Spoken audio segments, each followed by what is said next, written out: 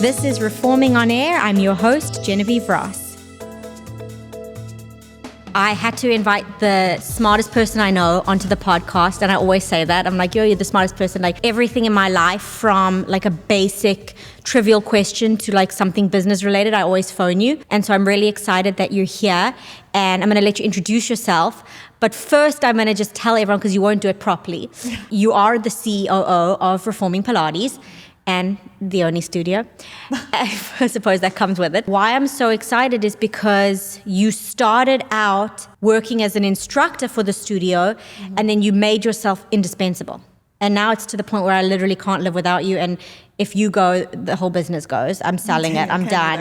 Daniel can't either. It's done. Today's episode, and I'm going to shut up very soon, but today's episode is about how you can create a career for yourself in the fitness space, which I think so many people are wondering. You know, everybody's doing teacher trainings now. They want to figure out how they can make this a full-time job. If it's possible. But how you can do it, and how you can do it, because there's a lot of avenues, how you can do it from either being an instructor to now working in a company in C-suite role. So that's very exciting. And I'm ready, and you can introduce yourself and go. Well, thank you for having me as your first official guest. So that's fun. My name is Elisa. I started at Reforming not too long ago either. So I think that's also one of the things, is rapid growth within the role that as an instructor. I'm a Pilates reformer instructor, fully comprehensive trained, and now I'm the COO of Reforming. Okay, so let's talk about that transition, because a lot of people they might be wondering, what options are there for me in this industry? Right? So let's just say somebody has just done a teacher training qualification. Yeah. What are their options? Well, I think first things first is you have to kind of really dive into whatever teacher training you did for at least a year, I think. Because within a year, you can find your voice in your practice, whether that's yoga, whether that's mat Pilates, reformer Pilates, etc. I mean, spin instructor, whatever it is. And then within that year, depending on if you're in one studio, multiple studios, can you build a community? Then after a year, then you can start looking into, well, did I find a specific niche in my practice? Like for, let's say, reformer Pilates. I mean, we have Anna, who she loved Perfect Peach. You know, it was all about the booty work, all about doing that. So can I maybe kind of build my own class name in that? And then people come to me because that's my brand. Or can I start doing workshops for other instructors? Do I feel confident enough to give maybe small classes to instructors, whether that's workshops, whether that's just giving a more advanced class, like a master class, or whether that's going into anatomical? Can I give a prenatal class to instructors? Like, how do I teach prenatal if I have 3 pregnant women in my class, or knee injuries, or maybe even teacher training, kind of teaching the whole classical format to someone? I think there's definitely a lot of routes that you can go, but I think the first things first is to find your voice after a year. So you'd say give it time and then grow into that. Yeah. How would you go about advising people on what studios to apply for and where to work? I always tell everyone that when you decide to work at a studio, you should have taken a class at that studio before, without even saying like, hey, I'm coming in to take a class. Like, I want to check out your studio. I'm looking to apply. I would go in as a client, because I think the strongest thing is seeing everything from a client's perspective, because that's how you grow. I mean, like, you're there for the client. So why not see it from the client's point of view? And see if it's good. Like, maybe you're seeing you can see how the instructor is. What's the demographics there? What are you looking to do? I mean, some people in the Pilates reformer world prefer smaller classes, or maybe more special populations, maybe leaning towards people with scoliosis or what have you. So maybe that group fitness is not their vibe. So you have to see what's going on. What are people teaching in that studio? Is it more contemporary? Is it more classical? And then you should know at least what you're leaning towards, if that kind of makes sense. So you find a place that you feel matches what you're trying to achieve, and then what you're trying to like speak out. And then on the flip side, from us, who does all our hiring, the two of us do the hiring together, what do you think, what do we look for? We're going to start making people do IQ tests.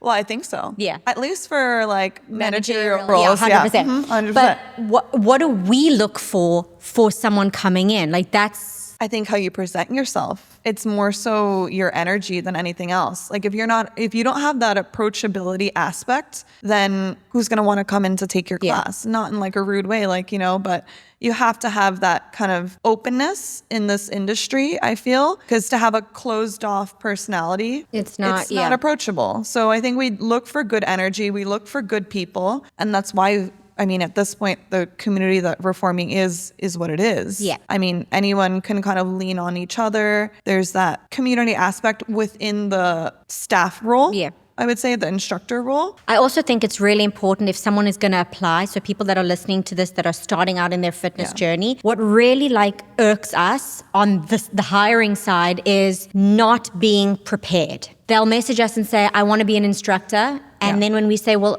okay, great, where's your certification? Oh, I'm not certified yet. But. Yeah, but. Or they come in for an audition and then we're like, okay, give us your killer routine, and there's no preparation there. It's kind of like they're like winging we're umming and ahhing, we're winging it, and we can see that right away. That, you can you're tell. just not prepared. You're like, oh, well, I'll give it a shot and let's see if it works out. So I think, like you said, having a good approachability, being prepared, showing up with a solid routine and not kind of just trying to pull a fast one. Because I think after years of doing this, we kind of know what, whether you're faking it or whether you actually have put in the work to prepare for the audition. Yeah. But I do believe there's a whole aspect in the industry, like you kind of have to fake it till you make it, especially because you're like almost on a stage, on a pedestal in each class. So it's like being a presenter every single class. But you have to come with some sort of preparation because it shows. And then how did you, I want to ask this from your perspective because I know my perspective, how I saw it, but how did you, and I don't want to say worm your way in because that sounds negative, but how did you make yourself indispensable in reforming? I know the answer to that. No, I know the answer to that, but I want to ask you, like, what was your goal? Meaning, did you know that you wanted to work on like the business side of things? Was that a goal for you, or how did that come about? Because should we go all the way from like day one? Because we can talk about that. Because we off the bat, Daniel and I were like, okay, this is an employee that is going to go to IPO. It's not, but how did you see that journey, or how did you position yourself in a way where you could get in with a company and grow? Was that a goal or no? I mean, it really wasn't. I mean, if we go back to like what I told you for my audition, is what I always tell people is I audition as a joke. Yeah. It was like... Did you prepare though? I did. I had like, it was like one of my basic routines. Because we just told people they must prepare. I wasn't I'm going to show up and like knock their socks off. Like, I was just like, I'm going to give a good routine. And I went in wanting to know who was building this brand because I was so curious. I saw that they were rapidly growing. Like you made a post that said, oh, we pay the best in the industry, like blah, blah, blah. And I looked at the schedule. And at the time, mind you, there was no reformer studios like there are now in Miami. Yeah. You didn't see instructors teaching 3-4 classes in a row unless it was Club Pilates. On the pay margins that I've seen in the industry, when you're teaching 3-4 classes in a row, the studio tends to pay you less for whatever reason. I don't really believe in that kind of standpoint, but they pay you less. So when I would looked at your schedule at the time, I was like, these instructors are teaching like 4 or 5 classes in a row. And she's saying on social media, oh, we pay the best in the industry. Like, we're, quit your other job. Like you made those like cheeky posts. Yeah. And I was like, wow, she's really talking out of her ass. Yeah. Like, I don't believe it. And I was like, I don't know. Cause I grew up in where you opened up your first studio in Bay Harbor Islands. I grew up here. And I was like, I just want to know who's on the island. Yeah.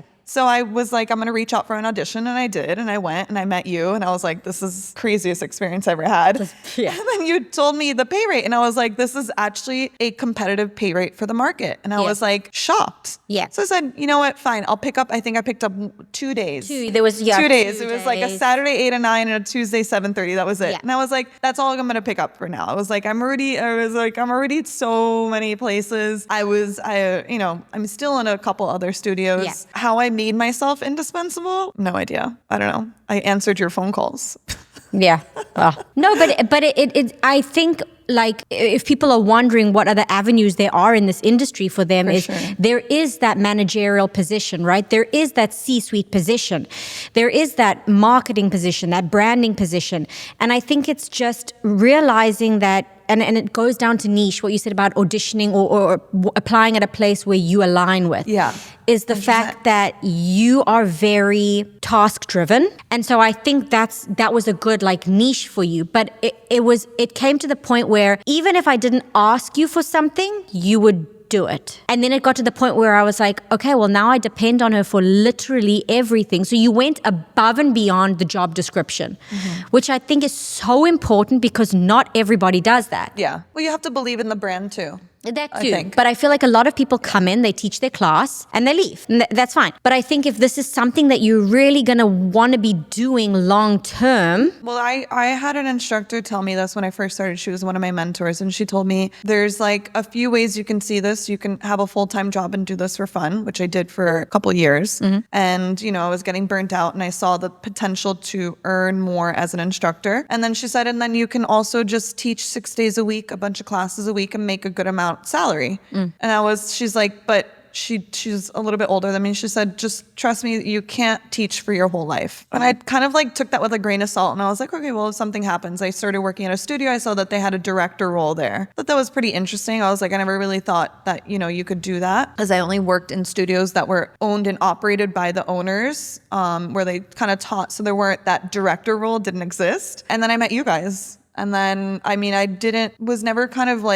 went in with the intention like, oh, I'm going to do a director role. I'm going to do a managerial role in this studio. It just kind of fell into place in my eyes. But I think if people are wanting to see how to do that, what would your biggest tip be for that? If you, it all happens so naturally, but what would your tip be for someone who's listening in right now? What would your tip be to say, this is how you can pivot your entire career? What are the 3 things that you should do at work to really stand out as a star employee? Be able to take feedback. Okay. I think is like the biggest thing, especially in this industry. I think give more than what you are expected to do, which a lot of people want to do that, but they don't follow through. So I think 1 would be taking feedback. 2 would be to vocalize your wants and your needs. That's very important. That's super important. Because if you just come to work and you leave, and I don't know that you have this burning desire to be in branding or to lead a teacher training or to host a pregnancy workshop, I can't, especially now we have 75 staff members, I can't read that in your mind. And so the moment you put that on my radar, I'm like, this person wants to do this, and how can we accommodate them to help them grow, because them growing means we're growing. And so it's such a harmonious relationship that I think that's what's important. And I would say number 3 would be to stay with the trends. Because if you're not aligning with the trends, how can the business grow? So if you're aligning with the trends, you can be there for the business to grow. There's one more thing I want to touch on before we go, and that is a lot of businesses don't always see it that way, right? Like we see it, like we want our staff to grow and evolve because them growing means we're growing. And the fact that we're growing means they can grow. But a lot of businesses don't see it like that. A lot of owners are very shut off. They're very sort of jealous. There's a lot of competition. At what point should you walk away from your job where you've been working, or a studio, or at what point do you think that it's not a conducive place to grow anymore? To grow. Because you've worked at many studios and you still work at many, but you've left many as well. So what is that shift that happens where people can realize that there's so much someone can promise me and I'm just going to be sitting here waiting for these deliverables? I think you have to have a lot of trust, and kind of you got to trust who you're working with or for, and it's kind of a gut feeling. It's hard though. Now it's a lot easier in Miami because there's so many studios you can work at. And I always say put your foot in every door, teaching mat Pilates, teaching spin, teaching bar, teaching Pilates reformer. I'm certified on the Cadillac, so I'm able to kind of float if I need to, if I want to. Having your foot in every door makes it a little bit easier now, but back a couple of years ago, I held on to studios that I was working at. Maybe I wasn't my happiest there, or maybe I didn't feel like it aligned with my values, or just wasn't my vibe, because I was scared of losing that time slot. Because at the time it was hard to fill in your time slots because there weren't as many studios open. Yeah. What was the question? The question is, how do you know when to walk away? How do you know when to walk away? For your growth, meaning For your growth, if you feel- we always yeah. tell people at Reforming, come to us with your dreams, your passions, your dream burning hours, desires, because even simple things like you say, your dream hours, we want to know that because that's part of our brand ethos. Yeah. But how do you know when you've been at a studio for 3 years and you're still the same hours, and I mean, obviously you have to advocate for yourself and ask for these things. Yeah. But if you're asking and you're not getting them, Are they stopping your growth, or are Yeah. they just not able to fund it, right? So Yeah. you have to kind of see it from that side, because some studios, especially if you're working in smaller boutique studios, you might want the world, but the world is really expensive, especially for classes and teacher rates, whatever. But I think if you see that you've asked, or maybe you've wanted something there and they just don't provide it, I would say wait a year minimum, depending on the area. But it's hard to know when to walk away. yeah. It's hard to know. It's not an easy yes or no answer or timeline. You kind of have to feel it. But definitely advocate for yourself. Yeah, as an you have to speak instructor. up. You have to, I need to know whether you want to, create social media content for us. I Yeah. want to know, because if you don't ask me, I'm never going to know. can't assume. We can't Yeah. assume that.